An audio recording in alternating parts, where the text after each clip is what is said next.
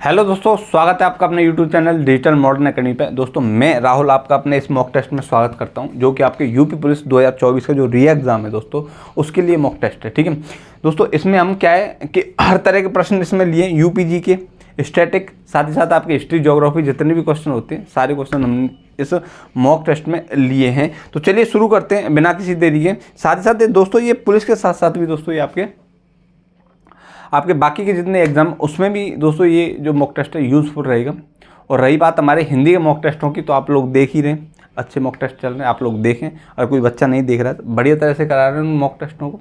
साथ ही साथ दोस्तों हम उसमें क्या है कि एनालाइज इतना अच्छे से करा रहे हैं कि बच्चे को थ्योरी पढ़ने की कोई भी कैसी भी आवश्यकता नहीं है। तो चलिए शुरू करते हैं। हमारा पहला क्वेश्चन दोस्तों, कन्नौज की लड़ाई किस वर्ष लड़ी गई? कन्नौज की लड़ाई किस वर्ष लड़ी गई? 1764 में, 1526 में, 1540 में या 1857 में? बताइए बताइए बताइए। बिल्कुल बताइए। देखो बात कर 1764 की बात करते हैं, 1764 की बात करते हैं।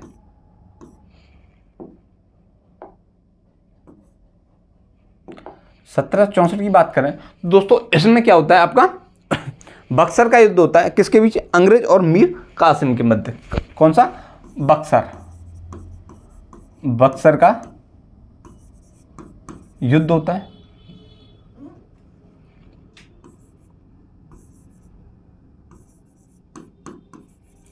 युद्ध होता है कब? 1764 में। किसके? अंग्रेज और दोस्तों मीर कासिम के मध्य। इसमें क्या होता है? अंग्रेज विजय हो जाते हैं। बात करें 1526 की दोस्तों, इसमें पानीपत का प्रथम युद्ध होता है। पानीपत का प्रथम युद्ध होता है किसके बीच? चौहान और गौरी के मध्य। किसके? चौहान और गौरी के मध्य होता है। ठीक है। और पानीपत के द्वितीय युद्ध की बात करें तो कब होता है दोस्तों? वो होता है हमारा 1527 में। ध्यान रखना, द्वितीय युद्ध। आई बात से में बात करें 1540 की, तो दोस्तों इसमें होता है आपका कन्नौज का युद्ध होता है, जिसे दोस्तों बिलग्राम का युद्ध भी बोला जाता है। कौन सा? बिलग्राम का युद्ध भी बोला जाता है। किसे? आपके कन्नौज के युद्ध को। कौन सा? बिलग्राम का। किस किस के मध्य होता है? शेरशाह सूरी और हुमायूं के मध्य। ध्यान रखना, शेरशाह और दोस्तों हुमायूं के मध्य होता है। ठीक है। इससे पहले इनके बीच में कहाँ का युद्ध होता है? बताइए। इससे पहले इन दोनों के बीच में कहाँ का? चौसा का युद्ध। कब होता है? 1539 में। ध्यान रखना, लिख लो वैसे। 1539 में इनके बीच चौसा का युद्ध होता है दोस्तों, आपको पता ही है। 1857 की बात करें तो दोस्तों इसमें क्रांति, आपको पता है 1857 क्रांति। इसमें दो तीन चीज़ें पूछ लेते हैं, जैसे गवर्नर पूछ लेता है उस टाइम का। गवर्नर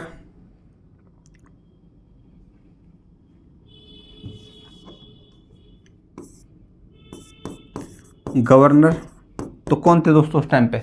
गवर्नर थे आपके लॉर्ड कैनिंग। कौन थे? लॉर्ड कैनिंग थे। ठीक है। 1857 क्रांति के समय बात करें प्रतीक चिन्ह पूछ लेता है, तो दोस्तों क्या था? कमल और चपाती। ठीक है। अगर बात करें इसकी दो तीन चीज़ों की, जैसे कि आपके इसका नेतृत्व कौन कर रहा था?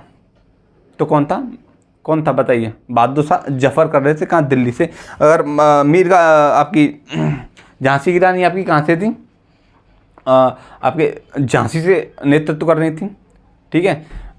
आपका नाना साहेब कहाँ थे? आपके कानपुर से इसका नेतृत्व कर रहे थे। तो ये सारी चीज़ें हम अलग कराएंगे, अलग प्रश्न। फिलहाल इस चीज़ को आप नोट करें जैसे नोट करना है, बाकी के प्रश्न आगे की बात करें। संविधान सभा के पहले अध्यक्ष कौन थे? भीमराव अम्बेडकर, जवाहरलाल नेहरू, राजेंद्र प्रसाद या डॉक्टर सच्चिदानंद सिन्हा? बताइए। देखो पहले अध्यक्ष बनेंगे यानी पहली बैठक होगी पहले, तभी तो अध्यक्ष बनाए जाएंगे। तो पहली बैठक कब हुई? ये दोस्तों हमारी हुई थी कब? 9 दिसंबर 9 दिसंबर 1946 को दोस्तों इसकी बैठक हुई थी और उसके अस्थायी अध्यक्ष बनाए थे कौन? डॉक्टर सच्चिदानंद सिन्हा को बनाया था। कैसे? अस्थायी अध्यक्ष बनाए गए थे कौन? आपके डॉक्टर सच्चिदानंद सिन्हा। 9 दिसंबर 1946 को इसकी बैठक हुई थी। दोस्तों दूसरी बैठक जो हुई थी 11 दिसंबर को, 11 दिसंबर 1946 को बैठक हुई थी, जिसके स्थायी अध्यक्ष कौन बनाए गए थे? हमारे डॉक्टर राजेंद्र प्रसाद। स्थायी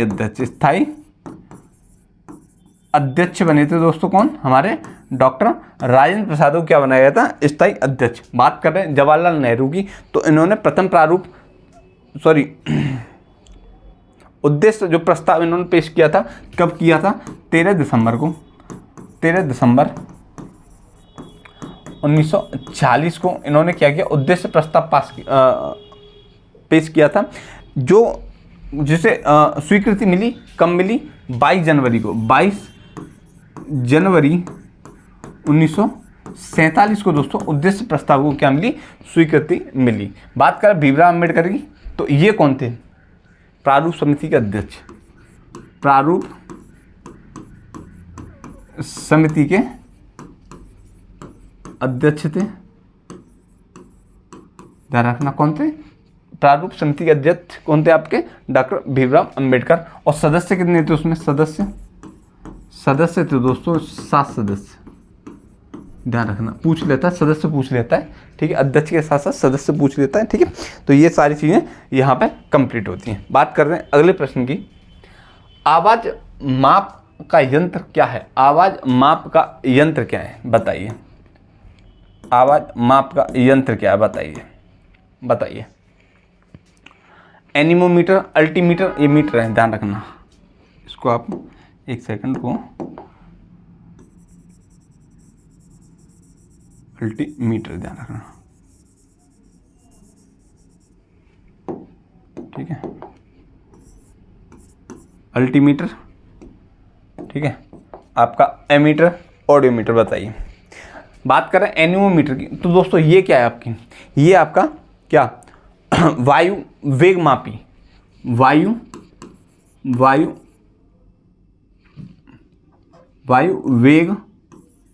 वेग मापी, ध्यान रखना। बात करें अल्टीमीटर की, तो दोस्तों ऊंचाई मापी, ऊंचाई मापक या ऊंचाई मापी बोल दो, ऊंचाई मापी, ठीक है। बात करें अमीटर की, तो दोस्तों विद्युत धारा मापी जाती है किससे? आपके अमीटर से। ऑडियोमीटर से दोस्तों क्या होता है? आपकी आवाज़ की माप का यंत्र है। बात करें, देखो, प्रदूषण नियंत्रण बोर्ड ने जो आवाज़ का जो मानक सेट किए, ध्यान रखना, मानक। देखो आवासीय क्षेत्र में आपका 50 डेसिबल, आवासीय, पूछ लें, आवासीय क्षेत्र में आपका 50 डेसिबल, ठीक है। आपका व्यापारिक क्षेत्र में आपका 60 डेसिबल। और दोस्तों औद्योगिक क्षेत्र में दोस्तों जो मानक तय किया है वो क्या है? 70 डेसिबल। इससे ज़्यादा आवाज़ नहीं कर सकते, बाकी को तो करते ही, आपको पता ही है। तो चलो बात करते हैं अब नेक्स्ट प्रश्न की। फिनलैंड की राजधानी क्या है? फिनलैंड की राजधानी क्या है? ताशकंद, हेलसिंकी, बर्न या डबलिन? बताइए। बर्न या डबलिन? बताइए। देखो ताशकंद की आपको बताइए क्या है? उज्बेकिस्तान की है, उज्बेकिस्तान की है क्या आपकी ताशकंद। डबलिन की बात करें दोस्तों, डबलिन किसकी? आपकी आयरलैंड की, ठीक है। बात करें बर्न की, तो ये स्विट्जरलैंड की, किसकी? लैंड की। और जो हेलसिंकी क्या है आपकी? फिनलैंड की। हेलसिंकी किसकी है? आपके फिनलैंड की। बात करें अगले प्रश्न की। पृथ्वी अपनी धुरी पर किस दिशा में घूमती है? पृथ्वी अपनी धुरी पर किस दिशा में घूमती है?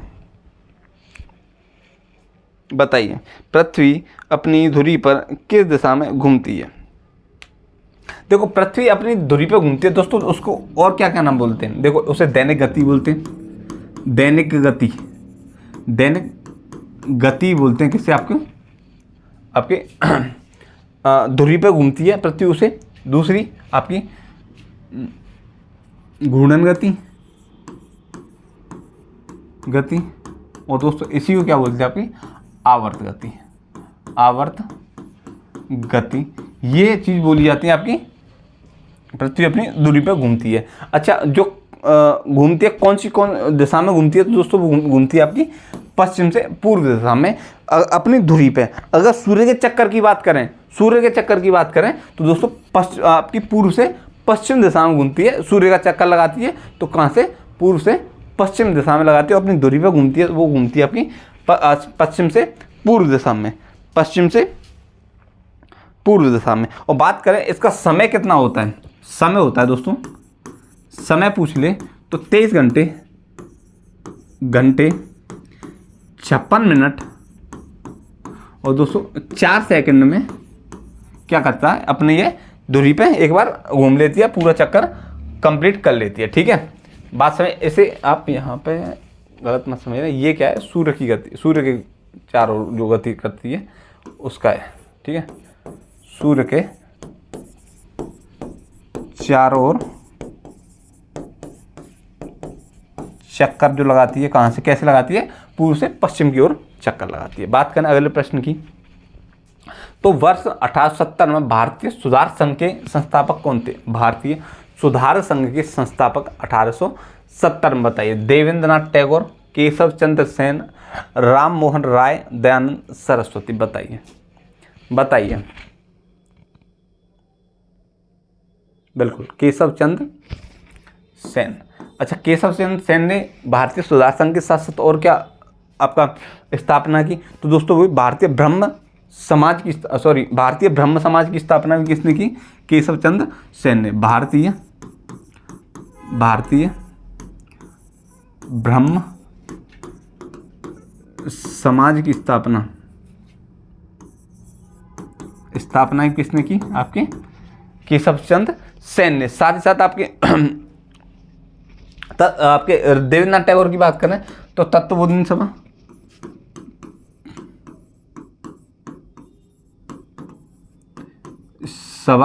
कब की? 1839 में। कब? 1839 में दोस्तों इसकी क्या की? स्थापना की। 1839 में किसने? देवेंद्रनाथ टैगोर ने तत्वबोधिनी सभा की स्थापना 1839 में की। ठीक है, बात करें राजा राम मोहन राय की, की बात करें तो दोस्तों आत्मीय सभा की स्थापना की इन्होंने। आत्मीय सभा की स्थापना कब की? 1814 में। ठीक है, आत्मीय सभा के साथ साथ दोस्तों आपके वेदांत कॉलेज की स्थापना, वेदांत कॉलेज और दोस्तों आपके कौन सा? ब्रह्म समाज। कौन से?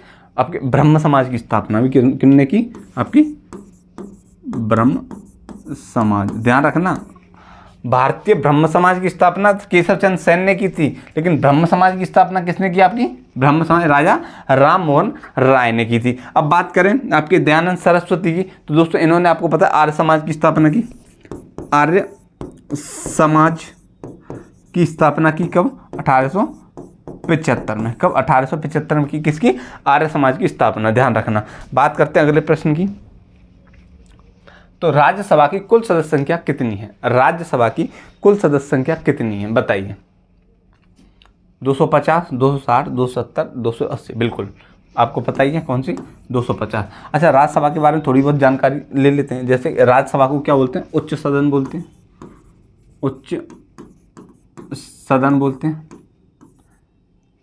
उच्च सदन कहते हैं। ध्यान रखना, किससे? राज्यसभा को। ठीक है, इसमें सदस्यों की संख्या 250 है। ठीक है, इसमें से क्या है? 238 तो राज्यों से चुने जाते हैं, लेकिन 12 सदस्य कहाँ से चुने जाते हैं? आपके जो राष्ट्रपति चुनता है। किनको? आपके 12 सदस्यों को। ध्यान रखना 12 सदस्यों को कौन चुनता है? आपके राष्ट्रपति द्वारा चुने जाते हैं, ध्यान रखना। लेकिन बात करें वर्तमान में, तो वर्तमान में दोस्तों कितने सदस्य हैं इसमें? 245 सदस्य हैं। कितने? 245। और अनुच्छेद की बात करें, कौन से अनुच्छेद में राज्यसभा का उल्लेख है? तो दोस्तों राज्यसभा का उल्लेख आपके अनुच्छेद की बात करें तो दोस्तों अनुच्छेद है आपका अनुच्छेद 80 में दोस्तों क्या है आपका? राज्यसभा के बारे में बताया गया, राज्यसभा के बारे में बताया गया, ध्यान रखना। अब बात कर लेते हैं सर्वाधिक जो सीटें हैं, सर्वाधिक सीटों की बात करें तो पहले उत्तर प्रदेश और यूपी में जो दोस्तों इनकी जो सदस्य संख्या वो 31 है। महाराष्ट्र की बात करें, महाराष्ट्र की बात करें तो दोस्तों इनमें 19 सदस्य हैं, 19 सदस्य महाराष्ट्र में सर्वाधिक। ठीक है, फिर आपके साथ ही साथ इसके साथ साथ आपके तमिलनाडु में दोस्तों आपके 18 सदस्य हैं। आपके बिहार में दोस्तों 16, साथ ही साथ पश्चिम बंगाल में भी दोस्तों आपके कितने? पश्चिम बंगाल में दोस्तों आपके सदस्यों की संख्या 16 है। तो ये सर्वाधिक 5 है, इंपॉर्टेंट है, पूछ लेता है कि सर्वाधिक सदस्य संख्या कितनी? 31 है। कहाँ पे? यूपी में। फिर उसके बाद महाराष्ट्र 19 है, तमिलनाडु 18। बात करें बिहार की तो दोस्तों बिहार में आपके 16 और पश्चिम बंगाल में भी दोस्तों सेम 16 है, ध्यान रखना। बात करें इतनी, अच्छा एक और चीज़ देख लो, जो इसका प्रथम सत्र हुआ था राज्यसभा का, प्रथम सत्र की बात करें तो दोस्तों 13 मई को हुआ था। 13 मई 1952 को इसका प्रथम सत्र शुरू हुआ था, किसका? राज्यसभा का। चलिए इतनी बात इसमें आप नोट कर लें, इंपॉर्टेंट है। वर्तमान में 245 सदस्य हैं। ठीक है, इसमें से 12 सदस्यों को चुना जाता है किसके द्वारा? राष्ट्रपति द्वारा चुना जाता है। ठीक है, अनुच्छेद 80 में इसका उल्लेख है। सर्वाधिक जो सीटें आपकी कहाँ पे? यूपी में। उसके बाद महाराष्ट्र में 19, तमिलनाडु में 18, बिहार में और पश्चिम बंगाल में आपकी सेम 16, ध्यान रखना।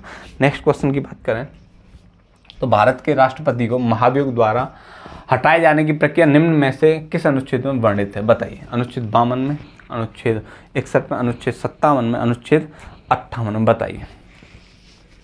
बताइए।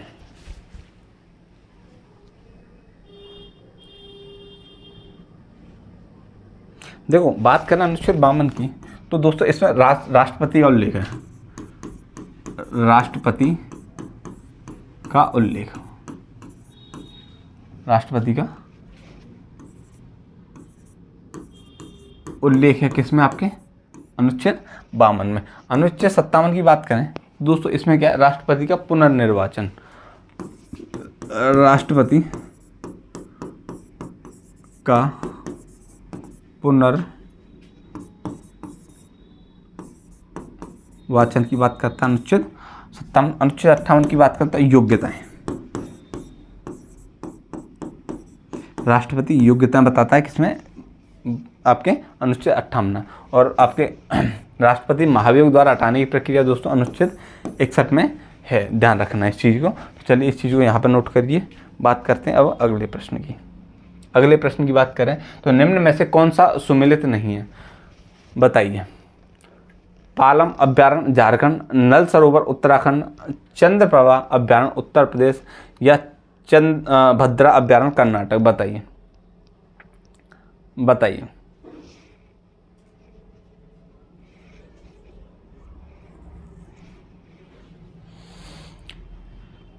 बताइए निम्न में से कौन सा सुमेलित नहीं है? बिल्कुल ये आपका पलाम अभ्यारण्य आपका झारखंड है, बिल्कुल। नल सरोवर दोस्तों आपका ये जो है नल सरोवर दोस्तों ये आपका कहाँ पे? गुजरात में। कहाँ पे? गुजरात में, ध्यान रखना दोस्तों। इसका जो उत्तर होगा वो कौन सा होगा? आपका नल सरोवर कहाँ है? आपके गुजरात में। तो इसमें गलत कौन सा? आपका नल सरोवर। ठीक है, कहाँ पे? गुजरात में। चंद्रप्रभा आपको पता ही है कहाँ पे? उत्तर प्रदेश में। आपका भद्रा है आपका कर्नाटक में। कुछ अन्य और देख लेते हैं, इसमें बहुत ज़्यादा इंपॉर्टेंट है। जैसे आपका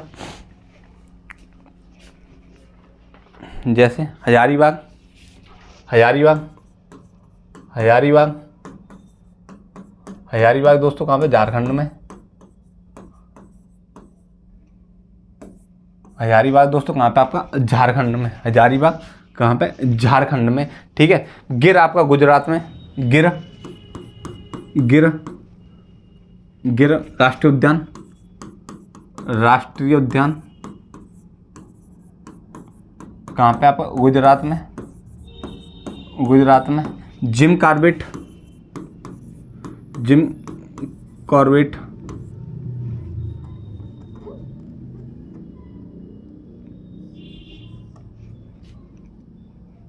एक सेकंड, एक सेकंड यार।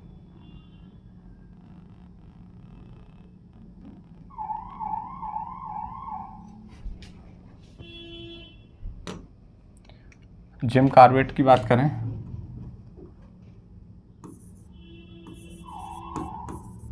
कॉर्बेट की बात करें दोस्तों, ये कहाँ पे? आपके उत्तराखंड में।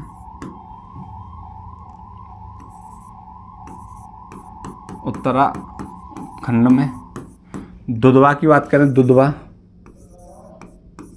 दुधवा राष्ट्रीय उद्यान कहाँ पे दोस्तों? आपका ये आपका उत्तर प्रदेश में।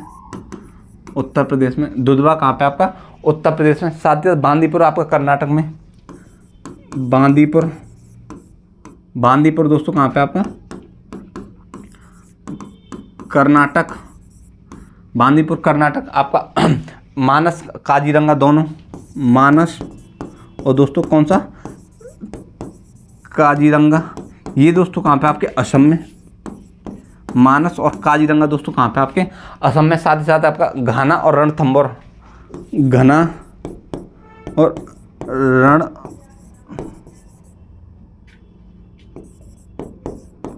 ये दोस्तों कहाँ पे? आपके घना और रणथंभौर, ये आप दोस्तों आपके कहाँ पे? राजस्थान में। ठीक है। घना रणथंभौर दोस्तों कहाँ पे? आपके राजस्थान में। बात करेंगे जी कान्हा और पेंच, पूछ लेता है। कान्हा और पेंच ये दोस्तों आपके एमपी में। ये कहाँ पे? एमपी में आपके हैं। ध्यान रखना, इन चीज़ों को आप नोट करें, जिससे नोट करना कर लो। मैं दोबारा बता देता हूँ। इसमें देखो, पलाम अभ्यारण्य झारखंड में, नल सरोवर गुजरात में, आपका चंद्रप्रभा उत्तर प्रदेश में, भद्रा आपका कर्नाटक में, हजारीबाग आपका झारखंड में दोस्तों, गिर राष्ट्रीय उद्यान गुजरात में, जिम कॉर्बेट उत्तराखंड में, दुधवा उत्तर प्रदेश में, बांदीपुर आपका, बांदीपुर कर्नाटक में, मानस और काजीरंगा ये दोस्तों दोनों कहाँ पे? असम में स्थित हैं। घना रणथंभौर राजस्थान में। आपका कान्हा और पेंच दोस्तों कहाँ पे? मध्य प्रदेश में। ध्यान रखना, ये चीज़ें आप जिसे नोट करनी है वो कर लो, नहीं तो इसे आगे बढ़ाते हैं। बात करने अगले प्रश्न की। गुलामों का गुलाम किसे कहा जाता है? मोहम्मद गौरी को, कुतुबुद्दीन ऐबक को और बलबल को या इल्तुतमिश को? बताइए, गुलामों का गुलाम किसे कहा जाता है? गुलामों का गुलाम किसे कहा जाता है? बताइए।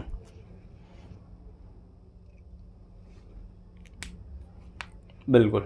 देखो, बात करें आपके गुलाम वंश की, वंश की बात करें दोस्तों, जो इसका समय पीरियड था, जो समय था वो 1206 से लेके आपके 1290 तक दोस्तों क्या था? समय था किसका? गुलाम वंश का।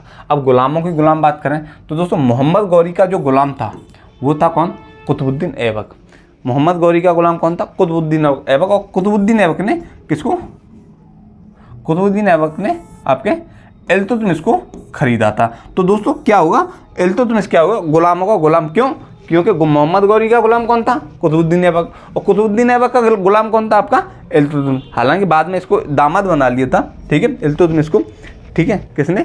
कुतुबुद्दीन ऐबक ने। ध्यान रखना, इसी की लड़की थी रजिया सुल्तान, रजिया, ठीक है, सुल्तान। ध्यान रखना, किसकी? कुतुबुद्दीन ऐबक की।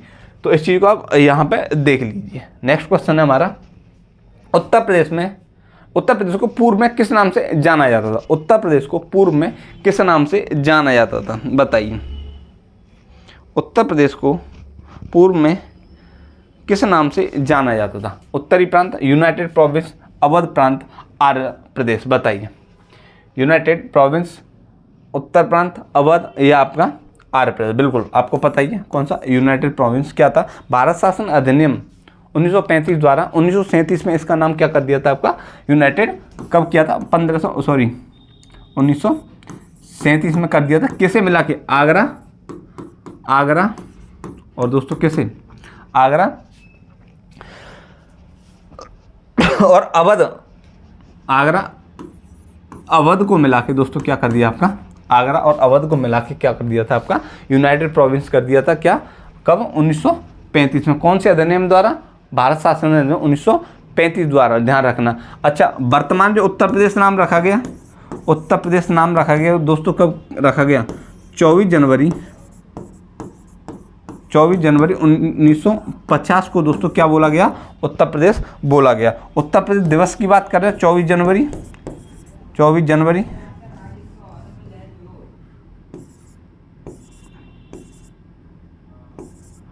उत्तर प्रदेश दिवस की बात करें तो दोस्तों कब है? 24 जनवरी को दोस्तों उत्तर प्रदेश दिवस मनाया। कब से मनाया जाता है आपका? 2017 से, ठीक है, 2017 से इसको मनाया जाता है। इस चीज़ को आप यहाँ पे नोट कर सकते हैं, सारी चीज़ों को। बात करें अगले प्रश्न की बात करें तो अशोक द्वारा निर्मित भारत का राज्य चिन्ह से स्तंभ उत्तर प्रदेश में कहाँ पर है, कहाँ से लिया गया है? उस चीज़ को आप बताइए। प्रयागराज से, सारनाथ से, मथुरा से, वाराणसी से।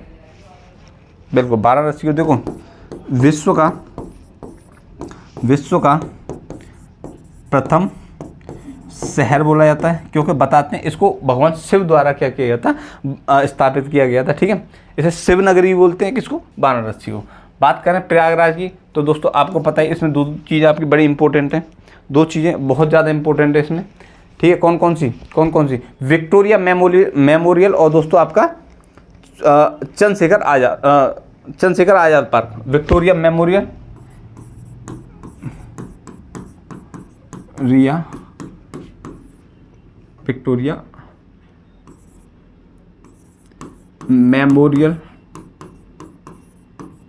और चंद्रशेखर आज़ाद पार्क, ठीक है। ये यहाँ पे कहाँ? प्रयागराज में स्थित है। अच्छा, प्रयागराज का पूर्व नाम क्या था? पूर्व नाम, अब तो भाई प्रयागराज, पहले इसे इलाहाबाद बोला जाता था, इलाहाबाद। अच्छा, इसकी स्थापना किसने की? अकबर ने की। अकबर ने कब की? अकबर ने इसकी स्थापना कब की? 1575 में, ध्यान रखना, 1575। इलाहाबाद इसका नाम पड़ा कब? 1575 में। स्थापना की किसने आपकी, या बसाया किसने? बसाया अकबर ने बसाया 1575 में, ठीक है। यहाँ पे Victoria memorial, Chandrashekhar Azad park भी याद दोस्तों यहाँ पे आपके है। तो दोस्तों आपका जो भारत का राज्य जो चिन्ह है, सिंह स्तंभ कहाँ से लिए गए? आपके सारनाथ से। किसने बनवाया? अशोक द्वारा स्थापित था, ध्यान रखना, ठीक है। कौन सा? सारनाथ। अच्छा, मथुरा को सूरसेन नगरी बोलते हैं, ध्यान रखना, सूरसेन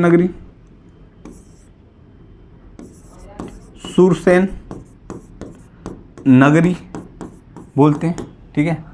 मथुरा को मधुपुरी बोलते हैं, ध्यान रखना, मधुपुरी। यहाँ पे दो द्वारकाधीश मंदिर है, जो द्वारकाधीश मंदिर कहाँ पे? आपके मथुरा में।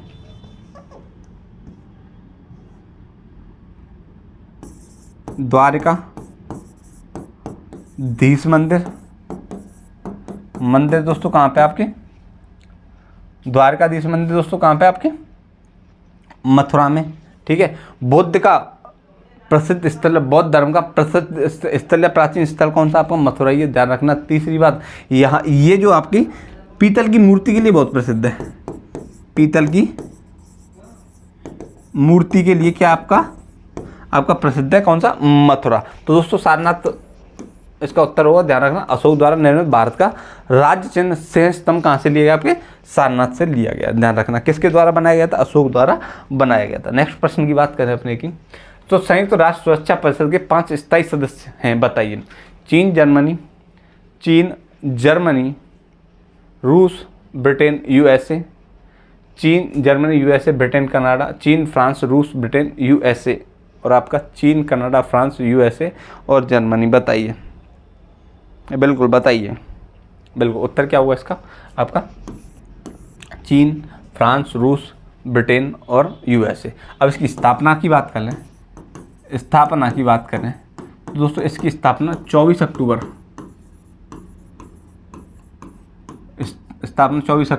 आपके 1945 में इसकी स्थापना की गई थी। किसकी? आपके यूएनओ की। कब? 24 अक्टूबर 1945 में दोस्तों इसकी क्या की स्थापना की। इसका मुख्यालय दोस्तों कहाँ पे? मुख्यालय दोस्तों न्यूयॉर्क में।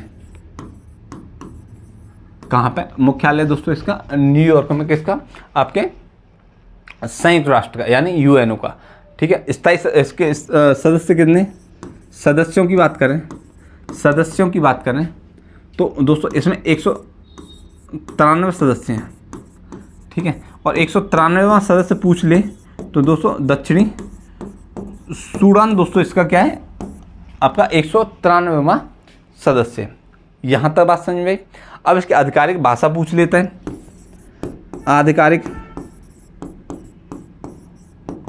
भाषा देखी जाए तो दोस्तों आधिकारिक भाषाएं दोस्तों इसकी कौन कौन सी? अरबी, चीनी, रूसी। अरबी,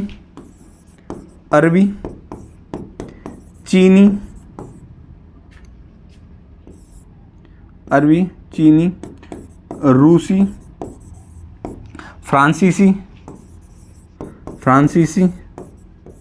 ठीक है। अरबी, चीनी, रूसी, फ्रांसीसी, स्पेनिश और दोस्तों आपकी अंग्रेजी। स्पेनिश और दोस्तों अंग्रेजी। आई बात समझ में। दोबारा बता देता हूँ इसको। संयुक्त राष्ट्र सुरक्षा परिषद के 5 स्थायी सदस्य कौन कौन से? चीन, फ्रांस, रूस, ब्रिटेन और यूएसए। ठीक है। इसकी स्थापना कब हुई? आपकी 24 अक्टूबर 1945 को आपके यूएनओ की स्थापना हुई। अब मुख्यालय दोस्तों इसका न्यूयॉर्क में। सदस्य हैं इसके 193 फिलहाल प्रेजेंट टाइम में। और जो 193वां सदस्य दक्षिणी सूडान में। आधिकारिक भाषाओं की बात करें तो अरबी, चीनी, रूसी, फ्रांसीसी, स्पेनिश और दोस्तों अंग्रेजी आपकी इसकी आधिकारिक भाषा है। चलो अब बात करते हैं अगले प्रश्न की। तो निम्न में से कौन सुमेलित नहीं है? राजस्थान परमाणु संयंत्र आपका उदयपुर में, नरोरा परमाणु संयंत्र उत्तर प्रदेश में, कलपक्कम परमाणु संयंत्र आपका तमिलनाडु, केगा परमाणु संयंत्र आपका कर्नाटक में। बताइए इसमें कौन सा सुमेलित नहीं है? बिल्कुल देखो इसका पहला ही आपको पता ही है सुमेलित नहीं है, क्योंकि जो राजस्थान है तो राजस्थान में उदयपुर, लेकिन कहाँ पे? कोटा में। कहाँ पे? कोटा में स्थित है। कोटा राजस्थान में दोस्तों क्या आपका? राजस्थान परमाणु संयंत्र। आपको नरोरा पता है उत्तर प्रदेश में, कलपक्कम आपका परमाणु संयंत्र कहाँ पे? आपके तमिलनाडु में। और केगा दोस्तों कहाँ पे? आपके कर्नाटक में। बात करें किसी अन्य की, 2-3 अन्य इंपॉर्टेंट हैं, जैसे कुंडलकुलम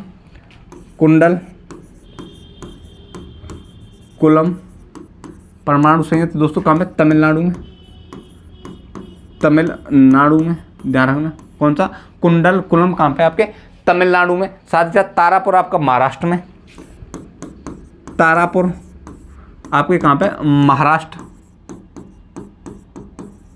तारापुर कहाँ पे? महाराष्ट्र में। एक अंतिम में आपका काकरापार, वो कहाँ पे? आपका गुजरात में। काकरापारा ये दोस्तों कहाँ पे? आपके गुजरात में दोस्तों कौन सा आपका? काकरापारा परमाणु संयंत्र। ये बहुत ज़्यादा इंपॉर्टेंट यही है, इनसे ही प्रश्न पूछा जाता है।